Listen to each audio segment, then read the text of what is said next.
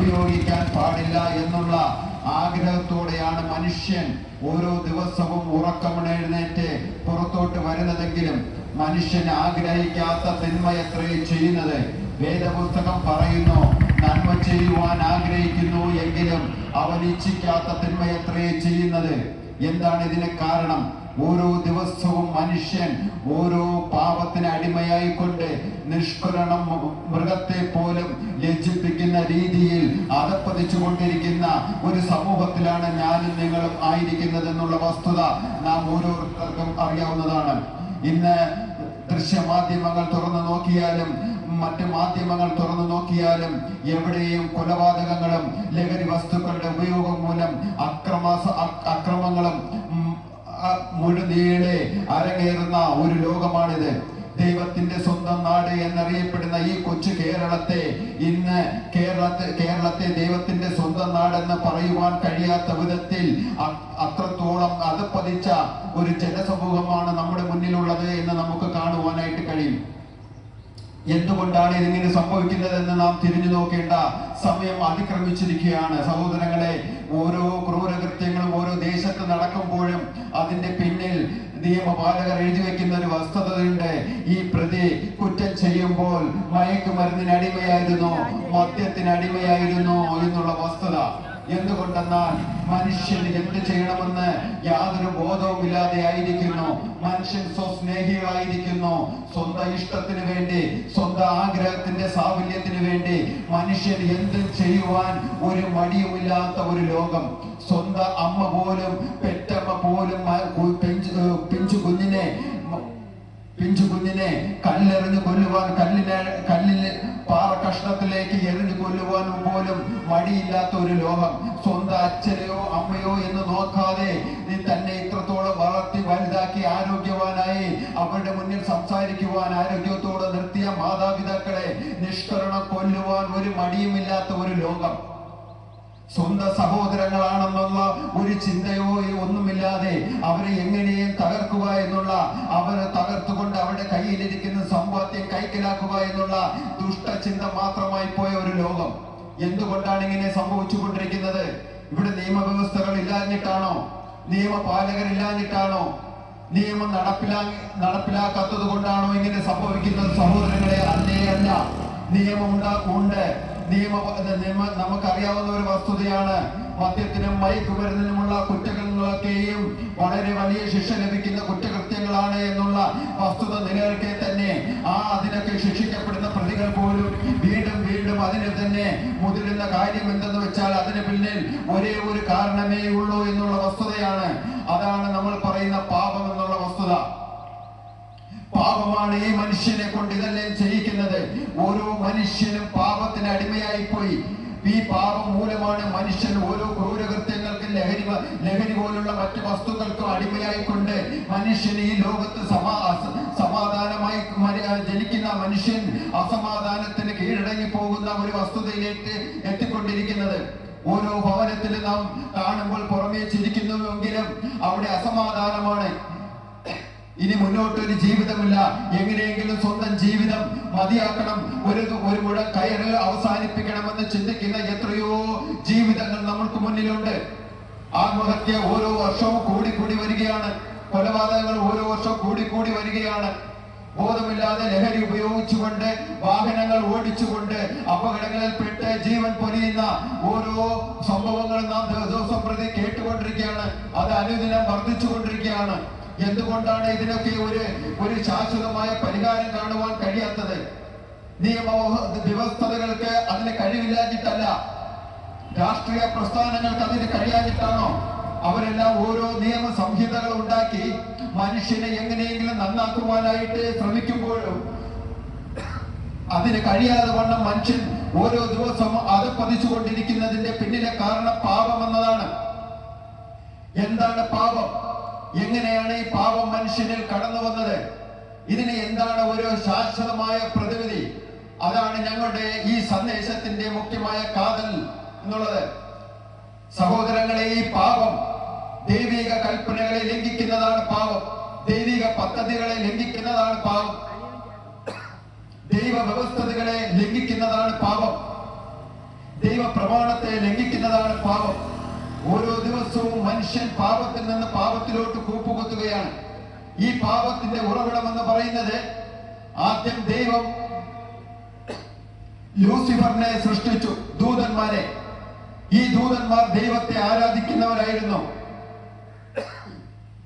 എന്നാൽ ഈ ദൂതന്മാരുടെ തലവനായ ലൂസിഫർ തന്റെ സിംഹാസനം ദൈവത്തിന്റെ സിംഹാസനത്തിന്റെ മേൽ വയ്ക്കുമെന്നുള്ള ഹൃദയത്തിൽ അഹങ്കരിച്ചതുകൊണ്ട് ദൈവം അവനെ പുറത്താക്കി കളഞ്ഞു.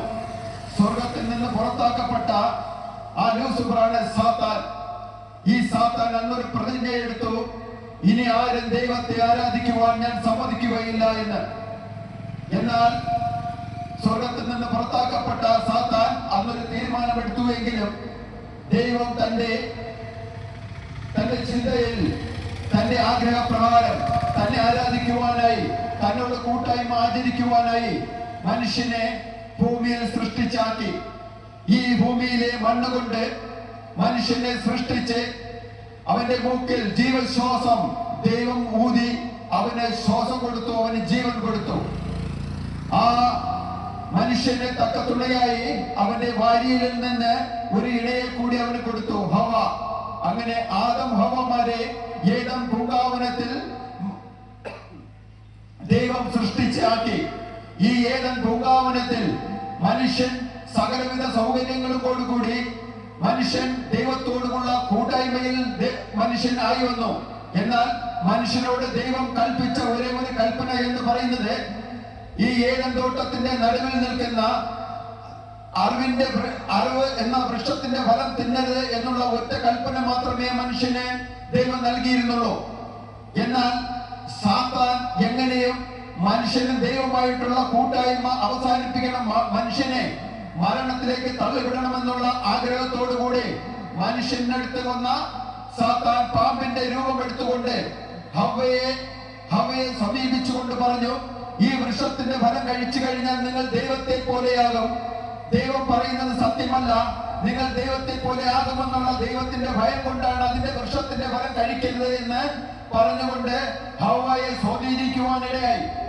അങ്ങനെ ഹവ്വ അതിന്റെ ഫലം തിന്നുകയും അതിൽ നിന്ന് കുറച്ച് ആദമിന് കൊടുക്കുകയും ചെയ്തു. അങ്ങനെ അവർ ഇരുവരും ആ അറിവിന്റെ വൃക്ഷത്തിന്റെ ഫലം കഴിച്ചുകൊണ്ട് പാപത്തിനടിമയായി തീർന്നു. അങ്ങനെ ദൈവിക കൽപ്പന ലംഘിച്ചുകൊണ്ട് ആദ്യമായി ഭൂമിയിൽ മനുഷ്യരുടെ ഇടയിൽ പാപം കടന്നു വന്നു.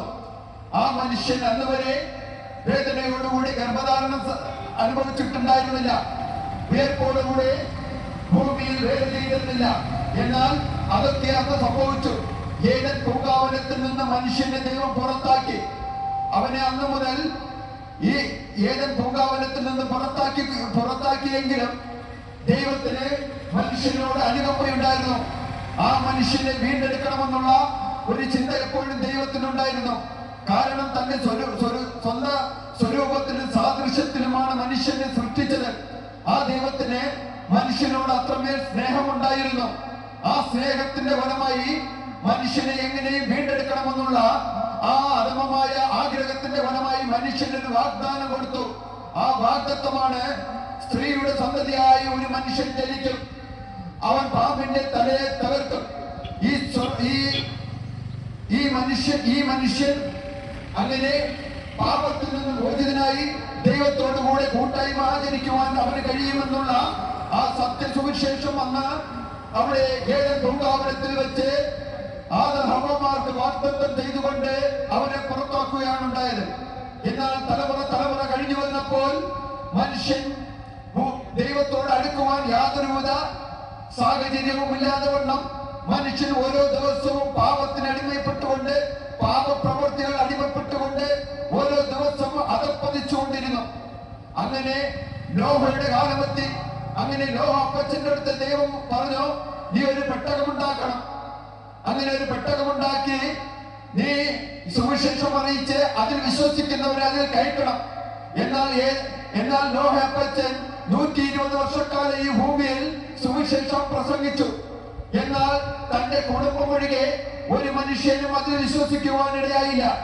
അങ്ങനെ നോഹയും 3 മക്കളും 3 മരുമക്കളും ചേർന്ന് 7 പേര് ആ പെട്ടകത്തിലൂടെ പുതുജീവന് വേണ്ടി അക്കരെ നാട്ടിലെത്തുവാനായിട്ട് ഇടയായിത്തീർന്നു. അങ്ങനെ വെള്ളപ്പൊക്കത്തിന് സകല മനുഷ്യരും ഈ ഭൂമിയിൽ നിന്ന് മാറ്റപ്പെടുവാനിടയായി. അങ്ങനെ നോഹ അപ്പച്ചനിൽ നിന്നൊരു തലമുറ ഈ ഭൂമിയിൽ ഉണ്ടായി. അങ്ങനെ ഉണ്ടായ സകല മനുഷ്യരുമാപ്പെട്ടവരാണ് നമ്മൾ ഓരോരുത്തരും. എന്നാൽ കാലാന്തരത്തിൽ ദൈവം മനുഷ്യനെ ദൈവത്തോട് അടുപ്പിക്കുവാൻ വേണ്ടി വളരെ വലിയ പദ്ധതികൾ രൂപാന്തരം ചെയ്തു. എന്നാൽ അതിലൊക്കെ മനുഷ്യൻ പരാജയപ്പെട്ടു പോകുന്ന കാഴ്ചയാണ് കാണുവാനായിട്ട് കഴിഞ്ഞത്. ഓരോ കാര്യങ്ങൾ ദൈവം പദ്ധതി ചെയ്യുമ്പോൾ അതൊക്കെയും മനുഷ്യൻ തകർത്ത് തരിപ്പണമാക്കിക്കൊണ്ട് പാപത്തിൽ നിന്ന് പാപത്തിലോട്ട് കൂപ്പുകുത്തുന്ന കാഴ്ചയാണ് കാണുവാൻ കഴിഞ്ഞത്. അങ്ങനെ ദൈവം തന്റെ ഏകജാതനായ പുത്രനെ ഈ ഭൂമിയിലേക്ക് അയച്ച് മനുഷ്യനെ വീണ്ടെടുക്കുവാൻ തീരുമാനിച്ചു. അങ്ങനെയാണ് യേശുക്രിസ്തു ഭൂമിയിൽ ഭൂജാതനായത്. തന്റെ ഏകജാതനായ പുത്രനിൽ വിശ്വസിക്കുന്ന ഏവനും നശിച്ചു പോകാതെ നിത്യജീവൻ പ്രാപിക്കാൻ തക്കവണ്ണം ദൈവം യേശുക്രിസ്തുവിനെ നൽകുവാൻ തക്കവണ്ണം ലോകത്തെ സ്നേഹിച്ചു. ആ സ്നേഹം മൂലമാണ് യേശുക്രിസ്തുവിനെ നമുക്ക് രക്ഷിതാവായി ഈ ഭൂമിയിൽ നമുക്ക് ലഭിക്കുവാനായിട്ട് ഇടയായി തീർന്നത്. സഹോദരങ്ങളെ, യേശുക്രിസ്തു എങ്ങനെയെങ്കിലും ജനിച്ചവനല്ല. യേശുക്രിസ്തുവിന്റെ ജനനം തന്നെ ഒരു അത്ഭുതമാർന്ന ജനനമാണ്. യേശുക്രിസ്തു ഒരു മനുഷ്യന്റെ ഇഷ്ടത്താൽ ജനിച്ചതല്ല. യേശുക്രിസ്തുവിന്റെ ജനനം ഒരു കന്യകാ ജനനമായിരുന്നു. യേശുക്രിസ്തു ഒരു കന്യകയുടെ ഉദരത്തിൽ ജനിക്കുമെന്നുള്ളത് യേശുക്രിസ്തു ജനിക്കുന്നതിന് 1600 വർഷങ്ങൾക്ക് മുമ്പ് തന്നെ പ്രവാചകന്മാർ എഴുതി വച്ചിരുന്ന ഒരു സത്യമാണ്. ഒരു കന്യകയുടെ ഉദരത്തിൽ യേശുക്രിസ്തു ജനിക്കും, അവന് ദൈവം നമ്മോട് കൂടെ എന്ന് അർത്ഥം വരുന്ന ഇമ്മാനുവേൽ എന്ന പേര് വിളിക്കപ്പെടുമെന്ന്. യേശുക്രിസ്തു അങ്ങനെ ഈ നമ്മോട് കൂടെ എന്ന് അർത്ഥം വരുന്ന ഇമ്മാനുവേൽ എന്ന പേരോടുകൂടെ കന്യകയുടെ ഉദരത്തിൽ യെരൂശലേമിലെ ബത്ലഹേമിൽ ഉരുവാകുവാനായിട്ട് ഇടയായിത്തീർന്നു. ആ യേശുക്രിസ്തുവിന്റെ 33 വർഷക്കാലം ഈ ഭൂമിയിലായിരുന്ന ഓരോ നിമിഷവും താൻ ഇവിടെ ജീവിച്ചിരുന്ന ഓരോ സംഭവങ്ങളും ചരിത്രകാരന്മാർ വ്യക്തമായി രേഖപ്പെടുത്തിയിരിക്കുന്നു. 4 സുവിശേഷങ്ങൾ എഴുതിയിട്ടുണ്ട് ഈ പുസ്തകത്തിൽ. മത്തായി, മാർക്കോസ്, ലൂക്കോസ്, യോഹന്നാൻ. ഇതിലൊക്കെ വളരെ വ്യക്തമായി യേശുക്രിസ്തുവിനെയും യേശുക്രിസ്തുവിന്റെ ജീവിതത്തെയും യേശുക്രിസ്തുവിന്റെ മരണത്തെയും യേശുക്രിസ്തുവിന്റെ പുനരുത്ഥാനത്തെയും കുറിച്ച് വളരെ വ്യക്തമായി ഇതിൽ പ്രതിപാദിച്ചിരിക്കുന്നത് നമുക്ക് കാണുവാനായിട്ട് കഴിയും. യേശുക്രിസ്തു ഒരു സാങ്കല്പിക കഥാപാത്രമല്ല, ആരുടെ ഒരു സൃഷ്ടിയല്ല, ഒരു ചരിത്ര പുരുഷൻ മാത്രമല്ല, ചരിത്രത്തിന് അതീതമായ ഒരു പുരുഷൻ കൂടിയാണ് യേശുക്രിസ്തു. സകലത്തിനും മുന്നേയുള്ള യേശുക്രിസ്തു, സകലത്തിനും മീതെയുള്ള യേശുക്രിസ്തു, സകലത്തിനും മതിയായവനായ യേശുക്രിസ്തുവാണ് ഞങ്ങൾ പ്രസംഗിക്കുന്ന, നിങ്ങളോട് സുവിശേഷിക്കുന്ന ഈ സുവിശേഷം എന്നുള്ളത്. യേശുക്രിസ്തു ഈ ഭൂമിയിൽ കടന്നു വന്ന് ഈ നമുക്ക് വേണ്ടി ഓരോരുത്തർക്കും വേണ്ടി പാപത്തിന്റെ പരിഹാരമായിട്ട് കാൽവരി ക്രൂശിൽ യാഗമായി തീർന്നു. സഹോദരങ്ങളെ, നമ്മൾ ഏവരും അനുഭവിക്കേണ്ടിയിരുന്ന യാതന, നമ്മൾ ഏവരും അനുഭവിക്കേണ്ടിയിരുന്ന ശിക്ഷാവിധി ഒരു പാപവുമില്ലാത്ത യേശുക്രിസ്തു കാൽവരി ക്രൂശിൽ ഏറ്റുവാങ്ങി. എന്തുകൊണ്ട് യേശുക്രിസ്തുവിന് ഒരു പാപമില്ല എന്ന് ഞാൻ പറയുവാൻ കാരണം, യേശുക്രിസ്തുവിനെ ക്രൂശിക്കുന്നതിന് മുമ്പേ പല കോടതികൾ മാറി മാറി വിസ്തരിച്ചു. നമുക്കറിയാം, ഈ ലോകത്ത് അനേക കോടതികളുണ്ട്. എല്ലാ കോടതികളും ഈ ഒരു പ്രതിയെ ശിക്ഷിക്കണമെന്നുണ്ടെങ്കിൽ അവരിലൊരു കുറ്റം കാണുവാനായിട്ട് കഴിയും. ഒരു കുറ്റവും കാണാതെ ഒരു പ്രതിയെയും ശിക്ഷിക്കത്തില്ല. എന്നാൽ യേശുക്രിസ്തുവിനെ 5 കോടതികൾ 7 പ്രാവശ്യം മാറി മാറി വിസ്തരിച്ചിട്ട് അതിന്റെ ന്യായാധിപന്മാർക്ക് ഇവനിൽ ഞാനൊരു കുറ്റവും കാണുന്നില്ല എന്ന് പറഞ്ഞുകൊണ്ട് യേശുക്രിസ്തുവിനെ ക്രൂശിക്കുവാൻ കൊടുത്തു എങ്കിൽ അതൊരു സാധാരണ സംഭവമല്ല. യേശുക്രിസ്തു ന്യായാധിപന്മാരെ നോക്കിക്കൊണ്ട് പറഞ്ഞു, എന്റെ പാപത്തെ ആൾ കാണിക്കുമെന്ന് പറയുവാൻ, ഈ ലോകത്തെ നോക്കി വിളിച്ചു ചോദിക്കുവാൻ തക്കവണ്ണം യേശുക്രിസ്തുവിനല്ലാതെ ആർക്കാണ് സാധിക്കുക?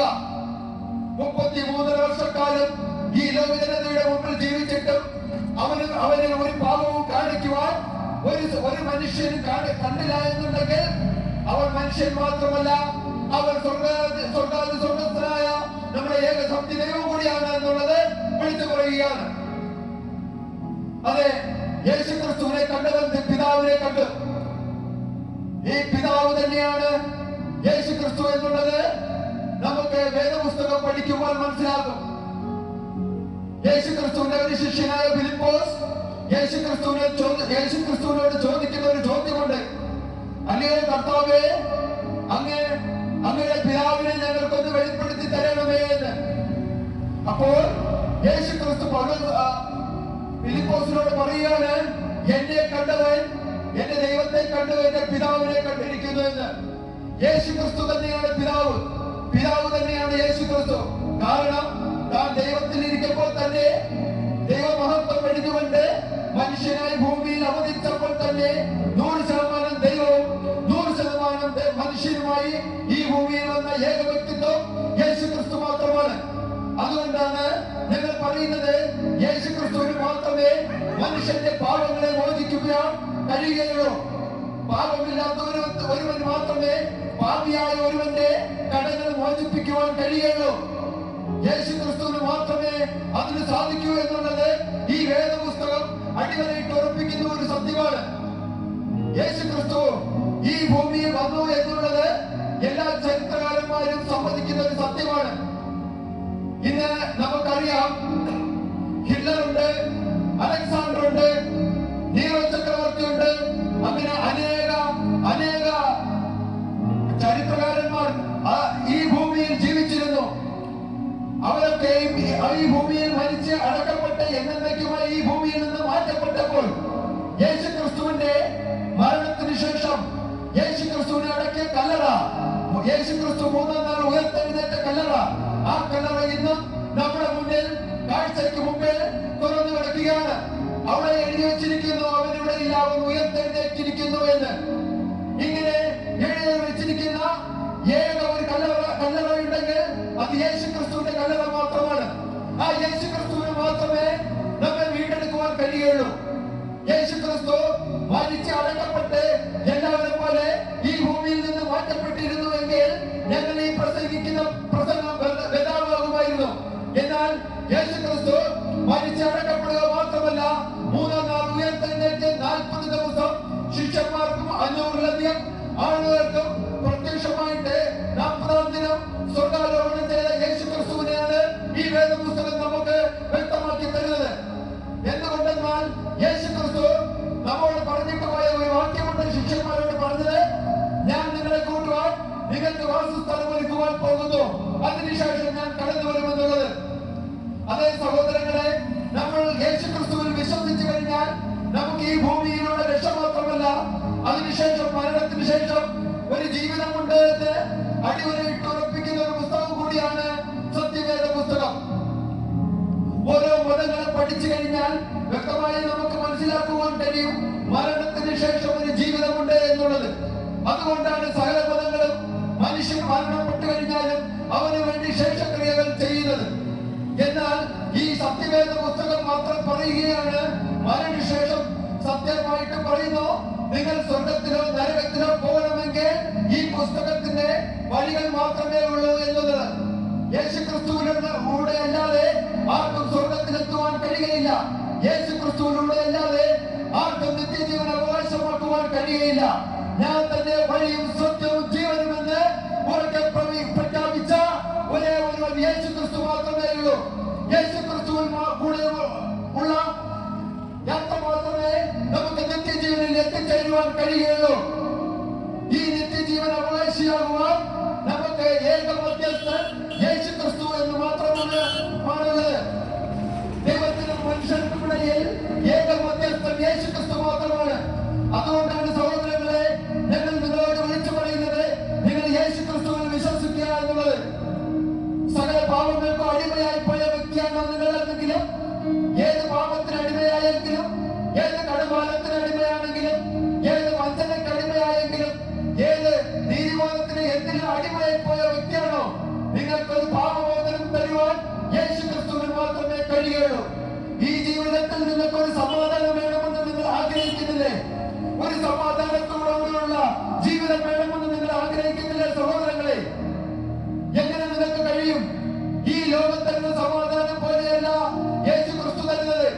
ഞാൻ എന്റെ സമാധാനം നിങ്ങൾക്ക് തന്നേച്ചു പോകുന്നു എന്ന് പറഞ്ഞ യേശു ക്രിസ്തുവിന്റെ സമാധാനം നിങ്ങളുടെ ജീവിതത്തെ ഭരിക്കുകയാണെങ്കിൽ, ഏത് സാഹചര്യത്തിലും നിങ്ങൾക്ക് പിടിച്ചു നിൽക്കുവാൻ കഴിയുന്ന ലോകൈക സമാധാനം പോലെയല്ല ഏത് സത്യദൈവത്തിലുള്ള സമാധാനമെന്ന് തിരിച്ചറിയുവാൻ യേശു ക്രിസ്തുവിൽ വിശ്വസിക്കുക.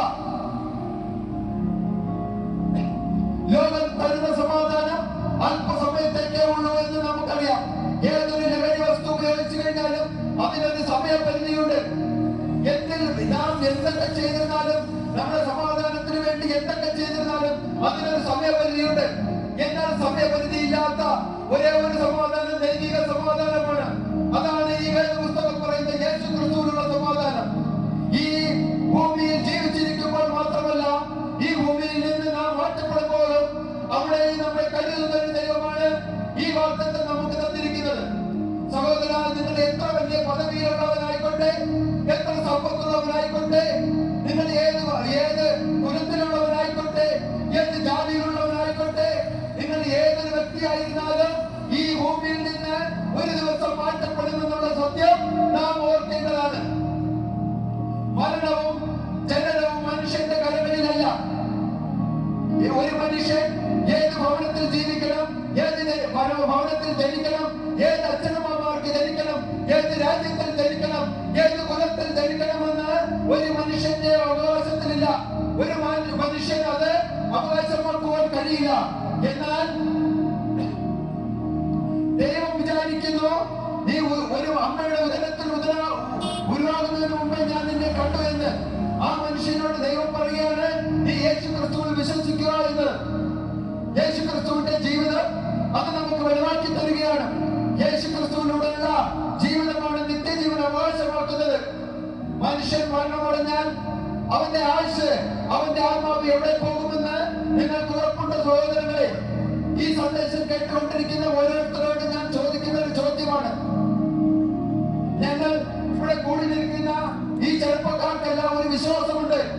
ഞങ്ങൾ മരണമടഞ്ഞു കഴിഞ്ഞാൽ ഞങ്ങളുടെ ആത്മാവ് യേശു ക്രിസ്തുവിന്റെ കൂടെ സ്വർഗത്തിലെത്തുമെന്നുള്ളത് ഞങ്ങളെ വിശ്വസിപ്പിച്ചിരിക്കുന്ന ഈ സത്യവേദ പുസ്തകം ഞങ്ങൾ അടിവരയിട്ട് ഉറപ്പിച്ചുകൊണ്ട് ഞങ്ങൾക്ക് മുന്നിൽ നിർത്തുന്നു. ആ വിശ്വാസം ഞങ്ങൾക്കുള്ളതുകൊണ്ട്, ആ പ്രത്യാശകൾ ഞങ്ങൾക്കുള്ളത് കൊണ്ടാണ് സഹോദരങ്ങളെ ഇനി ഞങ്ങൾ നിങ്ങളുടെ മുന്നിൽ വന്നു നിന്നുകൊണ്ട് ഈ സന്ദേശം അറിയിക്കുന്നത്.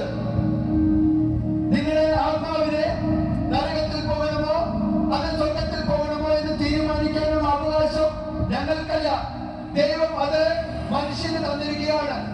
മനുഷ്യന്റെ ഈ ജീവിതകാലത്തിൽ തീരുമാനമെടുക്കണം. തന്റെ മരണശേഷം തന്റെ ആത്മാവ് സ്വർഗത്തിൽ പോകണമോ അത് നരകത്തിൽ പോകണമോ എന്ന്. മനുഷ്യന്റെ തീരുമാനത്തിനനുസരിച്ചാണ് മരണശേഷം അവന്റെ ആത്മാവ് എവിടെയാണ് എന്നുള്ളത് തീരുമാനിക്കുന്നത്. നരകത്തിൽ പോകണമെന്നാണ് സഹോദര നിങ്ങൾ ചിന്തിക്കുന്നതെങ്കിൽ നിങ്ങൾ യാതൊന്നും ചെയ്യേണ്ട ഒരു ആവശ്യവുമില്ല. നിങ്ങൾ ഇപ്പോൾ ജീവിക്കുന്നത് എങ്ങനെയാണോ അതുപോലെ തന്നെ ജീവിച്ചു കഴിഞ്ഞാൽ നിങ്ങൾക്ക് സുഖമായിട്ട് നരകത്തിലെത്തുവാൻ കഴിയും. അവിടെ ചാകാത്ത മുഴുവൻ കെടാത്ത തീയുമുണ്ട്. എന്നാൽ നിങ്ങൾക്ക് സ്വർഗത്തിന് വാശിയായി സ്വർഗത്തിൽ പോകണമെന്ന് സഹോദര നിങ്ങൾ ചിന്തിക്കുന്നുണ്ടോ? സഹോദരി നിങ്ങൾ ചിന്തിക്കുന്നുണ്ടെങ്കിൽ നിങ്ങൾ യേശു ക്രിസ്തുവിനെ നിങ്ങൾ ഹൃദയം കൊണ്ട് സ്വീകരിക്കുക. ഈ യേശു ക്രിസ്തുവിനെ നിങ്ങൾ സ്വീകരിക്കുവാൻ നിങ്ങൾ നിങ്ങളുടെ സമ്പത്ത് നൽകേണ്ട ആവശ്യമില്ല, നിങ്ങളുടെ സ്വത്തുവകകൾ നൽകേണ്ട ആവശ്യമില്ല, നിങ്ങളുടെ പദവികൾ നൽകേണ്ട ആവശ്യമില്ല, നിങ്ങളുടെ ജോലികൾ നൽകേണ്ട ആവശ്യമില്ല. സഹോദര സഹോദരി, നിങ്ങൾ ഈ കേൾക്കുന്ന ഈ ശബ്ദത്തിന്റെ അതിലായിരിക്കുന്ന എവരോട് ഞാൻ അപേക്ഷിക്കുകയാണ്. സഹോദര സഹോദരി, നിങ്ങൾ ചെയ്യേണ്ടത് നിങ്ങളുടെ ഹൃദയത്തെ യേശു ക്രിസ്തുവിന്റെ മുന്നിൽ പകരുക എന്ന് മാത്രമാണ്. സഹോദര നിങ്ങൾ ചിന്തിക്കുന്നുണ്ടാകാം, സഹോദരി നിങ്ങൾ ചിന്തിക്കുന്നുണ്ടാകാം, ഞാൻ ഇത്രത്തോളം പ്രായമായി, ഞാൻ ഈ വയസ്സിനുള്ളിൽ ഈ പ്രായത്തിനുള്ളിൽ ഞാൻ എന്തൊക്കെയോ പാപം ചെയ്തു കഴിഞ്ഞു, ആർക്കും എന്നെ രക്ഷിക്കുവാൻ കഴിയുകയില്ല, ആർക്കും എന്നെ നേടുവാൻ കഴിയുകയില്ല, ഞാൻ ഇങ്ങനെയൊക്കെ മരിച്ചടക്കപ്പെട്ടു പോവുകയുള്ളൂ, ആർക്കും എന്നെ രക്ഷിക്കുവാൻ കഴിയുകയില്ല എന്ന് ചിന്തിക്കുന്ന സഹോദര സഹോദരി, നിങ്ങളോട് വേദപുസ്തകം പറയുന്നു, നിങ്ങളുടെ പാപങ്ങൾ എത്ര കടിച്ചു പയന്നാലും അത് ഹിമം പോലെ വെളുപ്പിക്കുവാൻ ഞാൻ തയ്യാറാണ്. ഏതൊരു വ്യക്തിയും യേശു ക്രിസ്തുവിന് മുന്നിൽ നിങ്ങളുടെ ഹൃദയങ്ങളെ പകർന്നു കഴിഞ്ഞാൽ അവൻ നിങ്ങളുടെ പാപങ്ങളെ നീക്കിക്കൊണ്ട് അവൻ തന്റെ ദൈവരാജ്യത്തിൽ സ്വർഗരാജ്യത്തിൽ നിങ്ങളെ അവകാശികളാക്കി തീർക്കുമെന്നുള്ളതിന് യാതൊരു സംശയവും സംശയവുമില്ല. വേദപുസ്തകം അതിന് വ്യക്തമായി തെളിവുകൾ തരുന്നുണ്ട്. എന്നാൽ കൂടുതൽ ഞാൻ ദീർഘിക്കുന്നില്ല സഹോദരങ്ങളെ, നിങ്ങളോട് നിങ്ങളുടെ ചിന്തകളെ ഞങ്ങൾ അറിയിക്കുകയാണ്. ഇനിയൊരു അവസരം നിങ്ങൾക്ക് ലഭിക്കുമോ എന്ന് ഞങ്ങൾക്കറിയില്ല. എങ്കിലും ഞങ്ങൾ പറയുകയാണ് സഹോദര സഹോദരി, ഇതാണ് നിങ്ങളുടെ നല്ല സമയം. ഇതാണ് ആ സന്ദർഭമാണ് നിങ്ങൾക്ക് ശ്രമിക്കുവാനുള്ളത്, കേൾക്കുവാനുള്ളത്, ആഗ്രഹം ചെയ്യുവാനുള്ളത്. ഈ സമയം നിങ്ങൾ ഹൃദയത്തെ ദൈവസന്നിധിയിൽ അർപ്പിച്ചു കഴിഞ്ഞാൽ നിങ്ങൾക്ക് നിത്യമായ ഒരു ജീവൻ കിട്ടും, നിത്യമായ ഒരു സന്തോഷം കിട്ടും, നിത്യമായ ഒരു ജീവൻ കിട്ടും, നിത്യമായ ഒരു സമാധാനം കിട്ടും. ആ സമാധാനത്തിലേക്ക്, ആ നിത്യതയിലേക്ക്, ആ നിത്യ സന്തോഷത്തിലേക്ക്, ഞങ്ങൾ അനുഭവിക്കുന്ന ആ നിത്യ സന്തോഷത്തിലേക്ക് നിങ്ങളെ ഞങ്ങൾ ഓരോരുത്തരെയും ആർദ്രമായി സ്വാഗതം ചെയ്യുകയാണ്. സഹോദരങ്ങളെ, നിങ്ങൾക്ക് വേണ്ടി അല്പമായി പ്രാർത്ഥിക്കുവാൻ ഞങ്ങളുടെ കൂട്ടു സഹോദരങ്ങൾ ഇവിടെ കൂടെയുണ്ട്. ഇത്രയും സമയം ഈ എളിയവന്റെ ശബ്ദം ശ്രമിച്ച ഓരോരുത്തരോടുള്ള നന്ദിയെ അറിയിച്ചുകൊണ്ട് ഞാൻ ഈ മൈക്ക് ഞങ്ങളുടെ സഹോദരന് കൈമാറുന്നു. ദൈവം എല്ലാവരെയും ധാരാളമായി അനുഗ്രഹിക്കട്ടെ.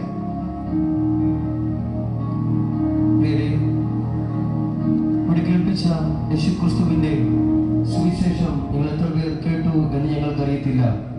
എന്നാൽ വിശുദ്ധ വേദപുസ്തകം എങ്ങനെയാണ് വിളിച്ചു പറയുന്നത്? ഒരുവൻ തന്റെ ശരീരത്തിൽ ഇരിക്കുമ്പോൾ ചെയ്തത് നല്ലതാകിലും തീയതാകിലും അതിൽ തക്കവണ്ണം പ്രാപിക്കേണ്ടതിന് നാം എല്ലാം യേശുക്രിസ്തുവിന്റെ മുമ്പിൽ ഒരു ദിവസം നിൽക്കേണ്ടത് ആകുന്നു. അതേ പ്രിയരെ, ഞങ്ങൾ ഈ ഭൂമിയിൽ നമ്മുടേതായ സൗകര്യങ്ങൾക്ക് വേണ്ടി, നമ്മുടേതായ ഇഷ്ടങ്ങൾക്ക് വേണ്ടി, നമ്മുടേതായ താല്പര്യങ്ങൾക്ക് വേണ്ടി ഓടി നിങ്ങളുടെ ആത്മാവിനെ നഷ്ടമാക്കി കളയരുത്. ഇങ്ങനെ ഒരു വാക്യം കൂടിയുണ്ട്: ഒരു മനുഷ്യൻ സകലതും നേടിയാലും തന്റെ ആത്മാവിനെ നഷ്ടമാക്കിയാൽ അവന് എന്ത് പ്രയോജനം? പ്രിയരെ, ഇവിടെ നിങ്ങളുടെ ആത്മാവിനും നിങ്ങളുടെ രക്ഷയ്ക്കും വേണ്ടിയുള്ള ദൈവത്തിന്റെ വചനം പ്രസ്താവിപ്പാനിടയായി തീർന്നു.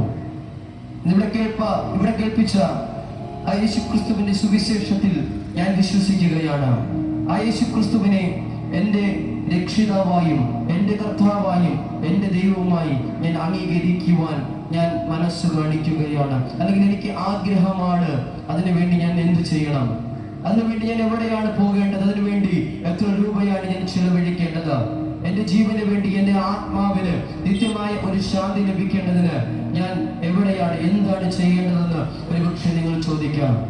എന്നാൽ ഇതുകൾ നിങ്ങൾ ഒരു തരത്തിലുള്ള നിങ്ങളുടെ ശരീരങ്ങളെയോ നിങ്ങളുടെ പൈസയോ നിങ്ങളുടെ സാമ്പത്തികത്തെയോ നിങ്ങളുടെ ആരോഗ്യത്തെയോ ഒന്നും ചോദിക്കുന്നില്ല. മറിച്ച് ഞാനൊരു പാപിയായ മനുഷ്യനാണ്. യേശുവേ, ഞാനൊരു പാപിയായ മനുഷ്യനാണ്. എന്റെ പാപത്തിന്റെ കറകൾ നീക്കുവാനാണ് എന്നെ നിത്യമായ മരണത്തിൽ നിന്നും നിത്യമായ നരകത്തിനു യോഗ്യനായ എന്നെ നിത്യമായ സ്വർഗത്തിലേക്ക് അങ്ങേക്ക് കരുപിടിച്ചുയർത്തുവാൻ ശക്തിയുണ്ടെങ്കിൽ, കരുത്തുണ്ടെങ്കിൽ, ബലമുണ്ടെങ്കിൽ, ഞാനൊരു പാപിയാണ്. എന്റെ പാപത്തെ നീക്കുവാനാണ്, എന്റെ പാപത്തിന് മോചനത്തിന് വേണ്ടിയാണ് അങ്ങ് ഈ ഭൂമിയിൽ കടന്നു വന്നത്. അങ്ങ് കാൽവരിയിൽ തകരപ്പെട്ടത്. ആ അങ്ങയെ ഞാൻ എന്റെ കർത്താവും എന്റെ രക്ഷിതാവും എന്റെ ദൈവവുമായി അംഗീകരിക്കുന്നു എന്ന് നിങ്ങൾ ഹൃദയത്തിനകത്ത് പ്രാർത്ഥിക്കുവാൻ തയ്യാറായാൽ, ആകാശത്തെയും ഭൂമിയെയും ഭൂജലങ്ങളെയും സകലത്തെയും സൃഷ്ടിച്ച് വഴി നടത്തുന്ന ദൈവം നിങ്ങളുടെ പ്രാർത്ഥനയ്ക്ക് മറുപടി തരുവാൻ ഇടയായി തീരും. എപ്പോഴെങ്കിലുമല്ല, എപ്പോൾ നിങ്ങൾ ദൈവസന്നിധിയിൽ പ്രാർത്ഥിക്കുന്നുവോ, എപ്പോൾ നിങ്ങൾ ദൈവസന്നിധിയിൽ മുട്ടുമടക്കുമ്പോഴോ, അപ്പോൾ ദൈവം നിങ്ങളോട് സംസാരിക്കുവാൻ, ദൈവം നിങ്ങളോട് ഇടപെടുവാൻ, ദൈവം നിങ്ങളുടെ അവസ്ഥകൾക്ക് മാറ്റം തരുവാൻ കഴിവുള്ള, പ്രാപ്തിയുള്ള, ബലമുള്ള ദൈവമാണെന്ന് പറഞ്ഞുകൊണ്ട് ഞങ്ങൾ നിങ്ങൾക്ക് വേണ്ടി പ്രാർത്ഥിക്കുവാൻ ആഗ്രഹിക്കുകയാണ്. മഹാപരിശുദ്ധനും നിത്യനും നീതിമാന വാക്ക് പറഞ്ഞാൽ മാറാത്തതുമായ നല്ല കർത്താവെ, അനുഗ്രഹമേറിയ ഈ നല്ല വൈകിയ വേളയ്ക്കായി ഞങ്ങൾ അങ്ങേ സ്തുതിക്കുന്നു. കർത്താവെ, വിദേശത്ത് കടന്നു വരുവാനും അങ്ങനെ മാറ്റമില്ലാത്ത സത്യസുവിശേഷത്തെ ഈ ദേശത്തോടെ വിളിച്ചു പറയുവാനും കർത്തൃദാസനെ ഇവിടെ നിന്ന് ബലപ്പെടുത്തിയല്ലോ. കേട്ട എല്ലാ വ്യക്തി ജീവിതങ്ങളെയും അവിടെ നിന്ന് അനുഗ്രഹിക്കണമെന്ന് പ്രാർത്ഥിക്കുന്നു. ആത്മീകമായും ഭൗതികവുമായുള്ള നന്മകൾ ഈ ദേശത്തിന് കർത്താവ് ഒരുക്കുന്ന കൃപയ്ക്കായി സ്തോത്രം ചെയ്യുന്നു. ഇന്നിവിടെ പ്രഘോഷിക്കപ്പെട്ട, ഇവിടെ വിതയ്ക്കപ്പെട്ട വചനത്തിന്റെ വിത്തുകൾ 30, 60, 100 മേലെ ഫലം കായ്ക്കുമാറ് പരിശുദ്ധാത്മാവ് ക്രിയ ചെയ്യണമെന്ന് പ്രാർത്ഥിക്കുന്നു. കർത്താവേ, അങ്ങനെ രണ്ടാമത്തെ വരവെങ്കിൽ ഈ ദേശത്ത് നിന്ന് അനേകർ നിത്യനരകത്തിൽ നിന്ന് നിത്യതയിലേക്ക് എടുക്കപ്പെടുന്ന നിലവാരത്തിൽ കർത്താവ് ഇവിടെ ജനഹൃദയങ്ങളിൽ അവിടെ നിന്ന് ഒരുക്കുന്ന കൃപയ്ക്കായി ഞങ്ങൾ അങ്ങേക്ക് നന്ദി പറയുന്നു. ഞങ്ങൾ മറ്റു ദേശത്ത് ദിവസത്തിലേക്ക് കടന്നു പോകുവാൻ ആഗ്രഹിക്കുകയാണ്. അങ്ങയുടെ കൃപ കൂടെ ഇരിക്കണം. തുറന്നുള്ള ശുശ്രൂഷയും അവിടെ നിന്ന് ബലപ്പെടുത്തണം.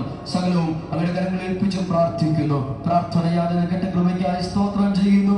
സകലതും യേശു ക്രിസ്തുവിന്റെ നാമത്തിൽ തന്നെ. ആമേൻ, ആമേൻ, ആമേൻ.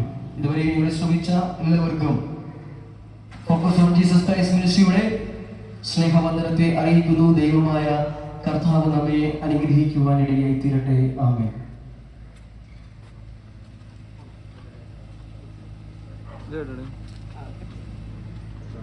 റെഡ്